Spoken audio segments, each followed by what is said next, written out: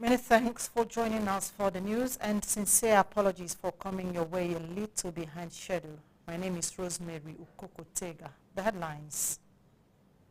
Vice President Shettima urges Southwest Development Commission to lead growth through innovation collaboration. Federal government arraigns Ansaru commanders, 3 others over Orire abduction, murder of teachers. Head of service admits due diligence lapses in PFIPC probe. Joint security forces rescue 9 kidnapped victims, kill 3 bandits in Kwara. Joint security forces rescue 9 kidnapped victims, kill 3 bandits in Kwara. Vice President Kashim Shettima has called on the Southwest Development Commission to prioritize service delivery, innovation, and collaboration in delivering regional development. The Vice President, according to a statement by his spokesperson Stanley Nwokocha, was receiving the Commission's board and management at the Presidential Villa in Abuja, stating that President Tinubu's establishment of regional development commissions reflects a strategic vision to unlock the economic potential of Nigeria's regions. He urged the Commission to focus on measurable projects that improve infrastructure, create jobs, and attract private investment, stressing that success would be judged by tangible benefits to the people rather than bureaucracy. The Vice President also encouraged closer collaboration with state governments, traditional institutions, the private sector, and other regional development commissions to ensure coordinated development efforts. Earlier, Chairman of the Commission, Senator Lubunmi Adetumbi, commended the Tinubu's administration for its economic reforms and outlined plans for infrastructure and human capital development across the Southwest. He also sought the federal government's support to strengthen coordination with state governments and avoid duplication of projects. He also sought the federal government's support to strengthen coordination with state governments and avoid duplication of projects. The House of Representatives Committee on the South-South Development Commission has increased consultations with stakeholders on a proposed amendment to the South-South Development Commission Establishment Act 2025, aimed at strengthening the Commission's funding framework to accelerate development across the region.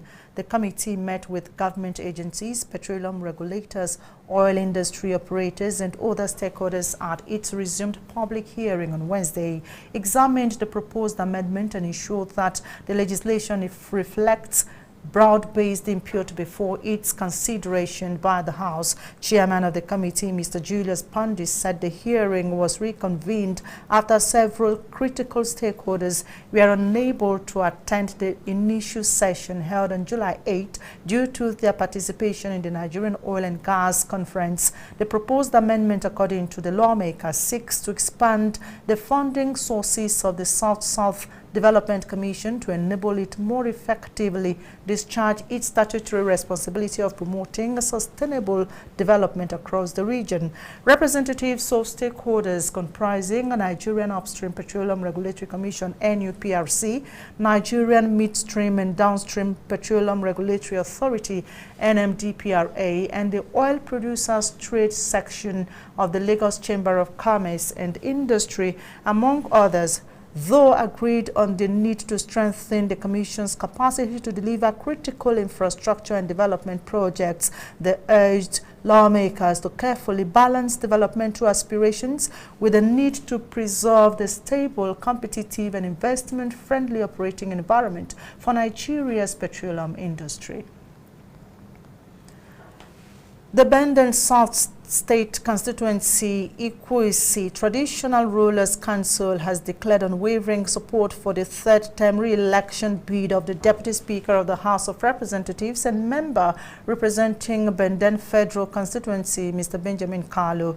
The council also dismissed claims of an existing zoning agreement being circulated by some vested interests. The royal fathers made their position known during a meeting with the Deputy Speaker led by the Chairman of the Council, Eze Uchendu Okorie Ekwo II of Akaekwo Uzokali Benden. Deputy Speaker led by the Chairman of the Council, Eze Uchendu Okorie Ekwo II of Akaekwo Uzokali Benden. Eze Okorie spoke on behalf of the traditional rulers, commending Mr. Kalu's outstanding representation and developmental strides across Benden Federal Constituency. The traditional rulers took turns to express their confidence in the Deputy Speaker, praising his legislative performance, constituency projects, national influence and effective representation. One of the monarchs is a PC. His legislative performance, constituency projects, national influence and effective representation. One of the monarchs is a PC. Onyegbo dismissed the zoning argument, insisting that there was never any zoning arrangement before the Benden Federal Constituency seat. According to him, the Deputy Speaker has distinguished himself through the execution of impactful projects, quality representation, effective oversight, strategic networking, and his ability to attract significant federal presence and development to the constituency. Also speaking, Eze Patrick Ude of Benden said the Deputy Speaker had continued to make Benden and the entire Igbo nation proud. Responding, the Deputy Speaker expressed profound appreciation to the traditional rulers for their overwhelming support, prayers and confidence in his leadership, assuring the royal fathers that he remains committed to delivering even greater dividends of democracy to the people if given another mandate. A statement by SA Press Affairs to the Deputy Speaker, Udora Orizu, said Mr. Kalu highlighted several landmark projects and interventions attracted to Benden Fed. Press Affairs to the Deputy Speaker, Udora Orizu, said Mr. Kalu highlighted several landmark projects and interventions attracted to Benden Federal Constituency in the areas of infrastructure, healthcare, education, agriculture, youth and women empowerment, and other critical sectors.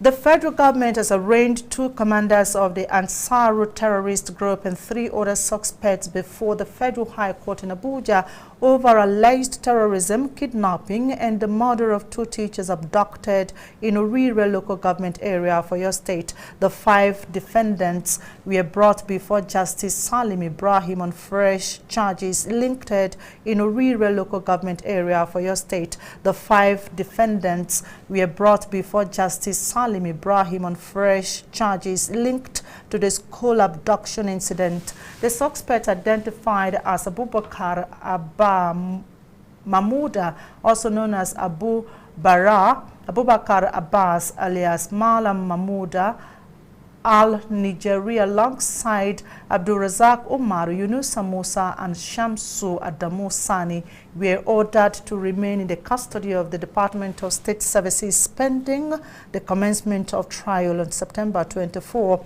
According to the prosecution, the defendants were allegedly involved in the abduction of dozens of pupils and teachers from schools in Orire, Oyo State, as well as the killing of 2 teachers during the captivity. Security agencies linked the suspects to the Ansaru terrorist organization, which has been designated as a terrorist group by the Nigerian government. The fresh charges come despite the earlier conviction of the 2 Ansaru commanders who were sentenced to life imprisonment after pleading guilty to terrorism-related offenses in a separate 32-count charge. The federal government, however, instituted new proceedings specifically connected to the Orire school attack and the murder allegations.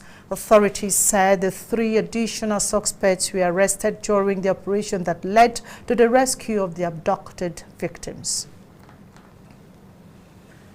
The head of the Civil Service of the Federation, Mrs. Esther Didi Walsinchak, has admitted her office failed to carry out adequate due diligence before granting approvals and recruitment waivers to the Presidential Foreign Investment Promotion Council, PFIPC, an agency currently under investigation by the House of Representatives. The head of service made the admittance during appearance before the House ad hoc committee probing the alleged creation of the PFIPC and the Presidential Economic Advisory Council without legal backing. She acknowledged that officials relied on documents later discovered to be fake in processing the approvals. According to the head of service, representatives of the purported agency had presented what appeared to be an establishment act and an appointment letter for its Director General during the 2025 annual manpower budget defense exercise, prompting her office to issue an authorized establishment and recruitment waiver. The committee, however, revealed that forensic investigations by the police confirmed that the appointment letter and other supporting documents were fake and lacked the statutory features required of legitimate government documents. Lawmakers described the development as a coordinated attempt to secure government approvals through fraudulent means. Despite admitting lapses in the verification process, Walsin Jack said the approvals were granted in line with existing procedures based on the documents presented to her office. She pledged to strengthen internal processes to prevent reoccurrence and make the system more resistant to fraud. The Minister of the Federal Capital Territory, Barrister Ezenwo Nyesom-Wike, says the commencement of political campaigns for the 2027 general elections will not slow the pace of infrastructure delivery in the nation's capital. Speaking during an inspection of ongoing road projects in Abuja, the minister maintained the FCT administration's achievements under President Bola Ahmed Tinubu's Renewed Hope agenda will serve as its strongest campaign message, insisting that elections are won by presenting a credible report card to the people. What is campaign? This is campaign. In fact, the major campaign is to provide the dividend of democracy. What are you going to talk to the people when you have nothing to show? So for me, campaign is show what you have done. All we have to do is to come back to tell you, we have made this promise to you, we have kept to the promise. And you can see the happiness in people.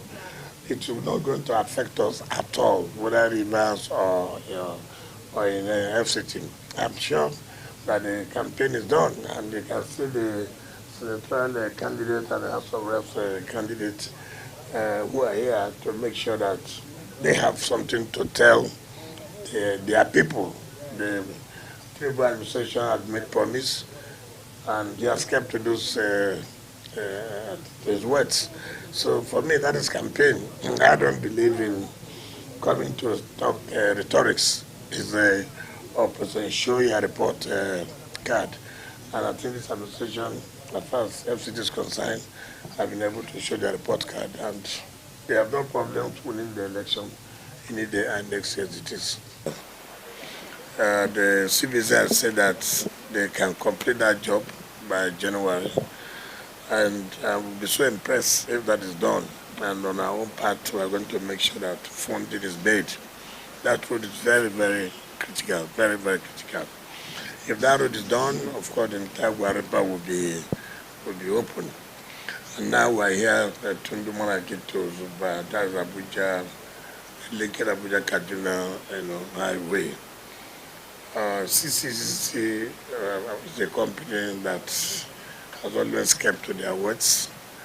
I can see what the management has said, that by December they will hand over this project, which is about 7.17 a kilometer. I'm very impressed with what they are doing. I'm happy that the promises we have made during the commissioning of Flago, likely we are going to meet up with the projects.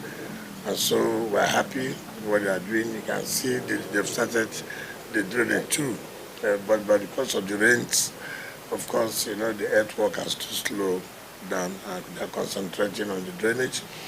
I've approved the relocation of the posts, which, of course, will have to make sure they do their own work by doing the street lights.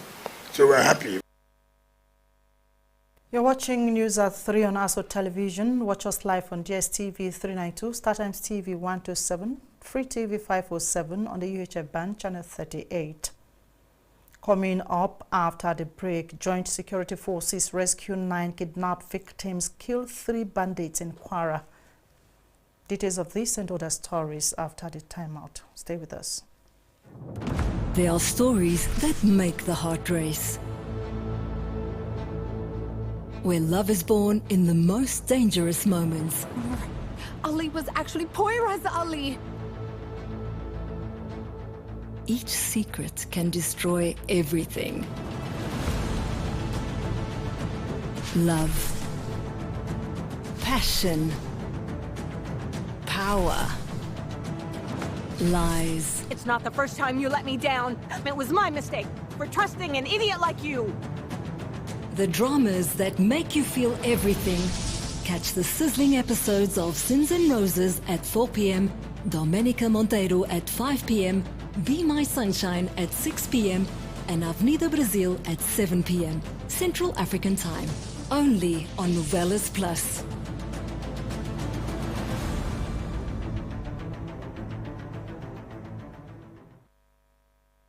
National Chairman APC, Professor Nentawe Yildiwada, has received the APC Progressive Local Government Chairman, describing them as one of the strongest pillars towards winning the 2027 elections. Professor Yildiwada stated this while receiving the executive members of the APC Chairman in the party secretariat in Abuja. Top Sigimba has details.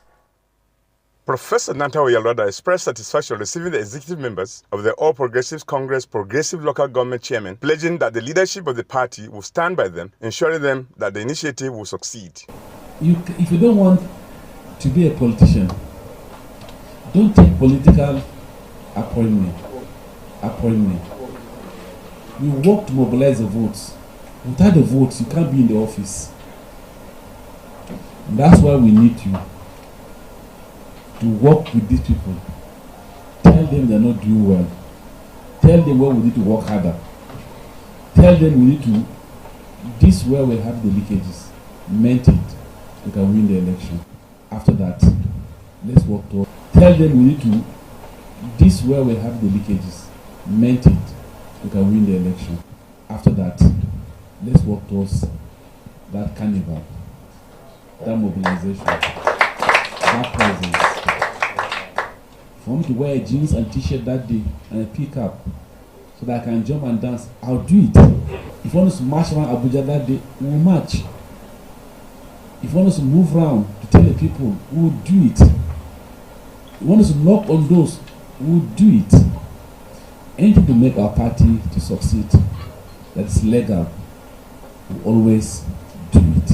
The National Chairman, Progressive Local Government Chairman's Forum, Dr. Mustafa Jibril Alheri, said the Progressive Local Government Chairman's Forum is a strategic grassroots organization comprising Executive Chairman of Local Government Council Chairman's Forum. Dr. Mustafa Jibril Alheri said the Progressive Local Government Chairman's Forum is a strategic grassroots organization comprising Executive Chairman of Local Government Councils under the APC in Nigeria to ensure President Bola Tinubu re-elected in 2027. Dr. Mustafa said that the success of the APC in the past elections, and especially in the forthcoming election, is going to be anchored President Bola Tinubu re-elected in 2027. Dr. Mustafa said that the success of the APC in the past elections, and especially in the forthcoming election, is going to be anchored on the strength of local government actors and community influencers who will translate national messages into local realities. He therefore called on the national chairman to support the initiative.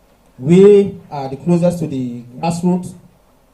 We have our structures down to the grassroots. We have the community trust. We have our administrative structures. We have the grassroots intelligence. And that's the reason why we have come together today to show our support for the President of the Federal Republic of Nigeria, because we've not had any president in the history of Nigeria who has shown his love for the local government of Nigeria. The Deputy National Chairman, Mr. Rollins Dagidi, has shown his love for the local government of Nigeria. The Deputy National Chairman, Mr. Rollins Dagidi, also spoke on the visit paid to the APC Party Secretariat. What do we do in return to what Mr. President has done to us? I think in no records, we also need to come together to see what we can do to come together, to see what we can do to pay him back. For this dividend of democracy that have gone land, local government council has now become the envy of the country that everybody in position want to go for because of how Mr. President has made councils to be very important. Topsy Gimba reporting for ASO Television News. Chairman of Kwali Area Council, Mr. Nuhu Daniel Kwali, has paid a courtesy visit to the Chief Medical Director of University of Abuja Teaching Hospital, UATH, Professor Tahir Yunusa, as part of his administration's commitment to strengthening strategic partnerships aimed at improving healthcare delivery and the overall well-being of residents of Kwali Area Council.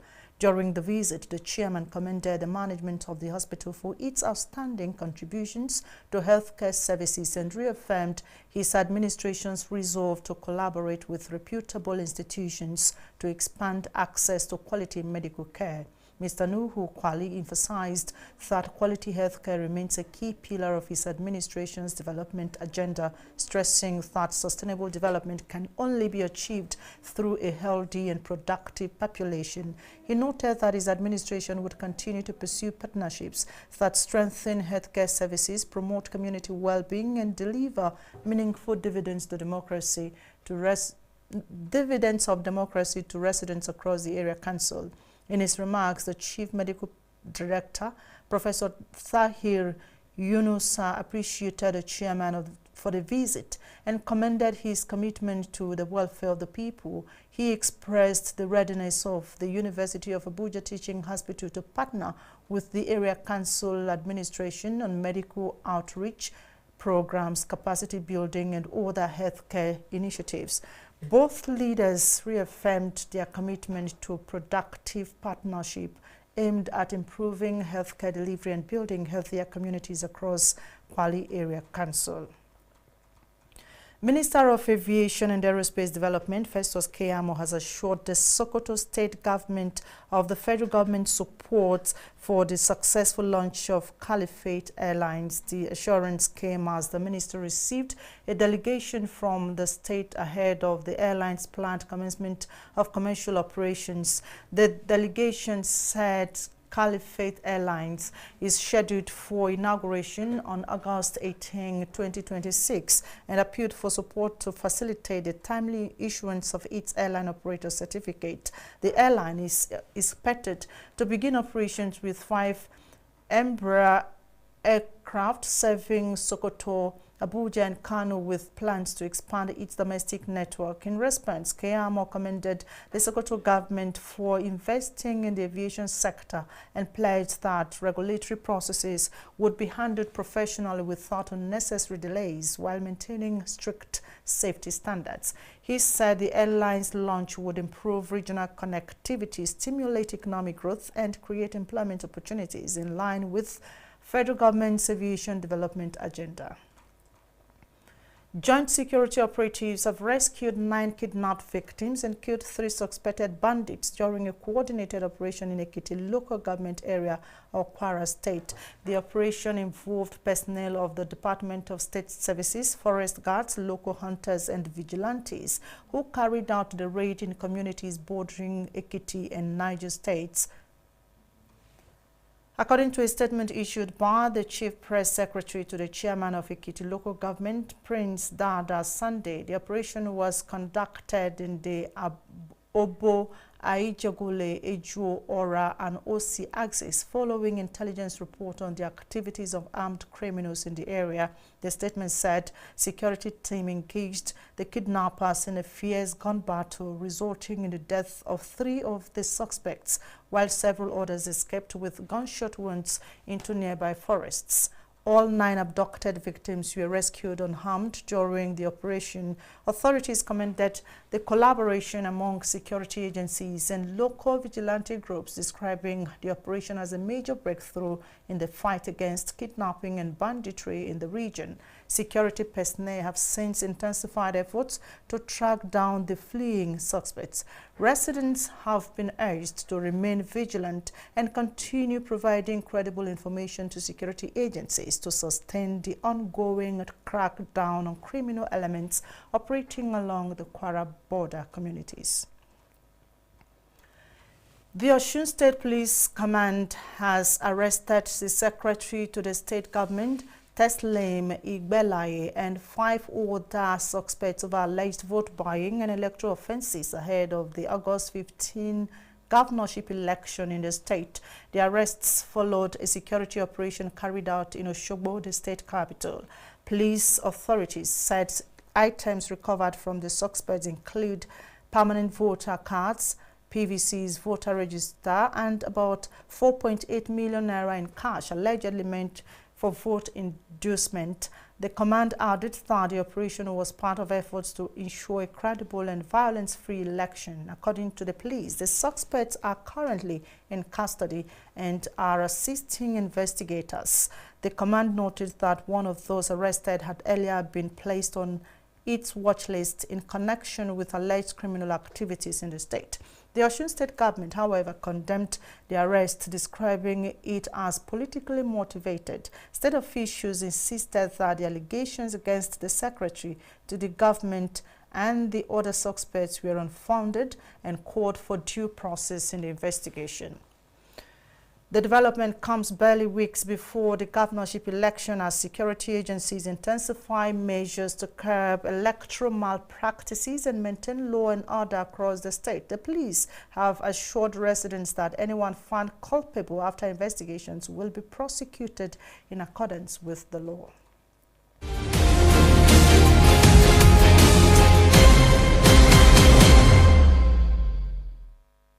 Minister of Arts, Culture, Tourism and Creative Economy, Barrister Hannatu Musa Musawa, in collaboration with the organizers of Afikpo International Carnival, have assured of enhanced growth and development of the nation through youth engagement and empowerment. The minister, who was represented by her special advisor, Mr. Doyin Dia, at the flagging off of the Afikpo International Carnival in Abuja, affirmed that youth engagement in creative art is critical to economic sustainability. Correspondent Ilameje tells us more. Represented by the senior advisor to the Minister on Content Development, Mr. Doyin Dia, at the event, the Minister, Federal Minister of Arts, Culture, Tourism and Creative Economy, Barrister Hannatu Musa Musawa, assures of government support to youth engagement and empowerment in order to promote national development. Of our principals, both the Honorable Minister of Art, Culture, Tourism and the Creative Economy and the Permanent Secretary of the Ministry, that on our own part would try as much as possible to make sure that we put in our best. Tourism is one key that really requires collaboration, support, partnership. And I'm telling you that our doors are open to make sure that we take collaboration. Earlier, in a keynote address, Permanent Secretary to the Ministry, Mr. Abdul Karim Ibrahim, who was represented by the Assistant Director to the Ministry in charge of Entertainment and Creative Economy Department, Mrs. Blessing Onwalu, urged for adequate collaboration of relevant stakeholders for better results. This ministry remains committed to support initiatives that project Nigeria to the world and create opportunities for our artists, performances, entrepreneurs, and local businesses. As we officially flag off this year's carnival, I encourage all stakeholders, government agencies, the private sector, development partners, community leaders, and media to continue working together. Other stakeholders, including the convener, Afikpo International Carnival, expressed optimism that effectively strengthening creative art would help to boost economic activities across the country while highlighting the vision. The idea behind Afikpo International Carnival is an international carnival that will be recognized in that region and that will continue to promote the economy of that region. I will say that it has pillars that has to do with culture, that has to do with trade and investment, that has to do with cultural diplomacy, that has to do with SME, small, medium, and enterprising, with art and festivity, that also has to do with women and children. That's why we're having our mothers here that will champion and guide us going forward on how we're going to involve the women. Today is a historic moment, not just for Afikpo, not just for Ebonyi State, but for community-driven humanitarian partnership in Nigeria. Ile Emeje, ASO Television News. The federal government has confronted South Africa over the killing of 98 Nigerians since 2022, demanding urgent measures to end the wave of xenophobic attacks against its citizens living in the country. The demand was made during a meeting in Abuja between Nigerian officials and its South xenophobic attacks against its citizens living in the country. The demand was made during a meeting in Abuja between Nigerian officials and its South African delegation led by the country's Minister of International Relations and Cooperation, Roland Lamola. Meanwhile, in response, South African authorities condemned xenophobic and pledged to intensify efforts to safeguard migrants and preserve the strong relationship between the two African nations. To intensify efforts to safeguard migrants and preserve the strong relationship between the two African nations. Both countries agreed to continue diplomatic engagements aimed at easing tensions and preventing further attacks on foreign nationals. And that's it on News at 3. Many thanks for watching. I am Rosemary Ukokotega.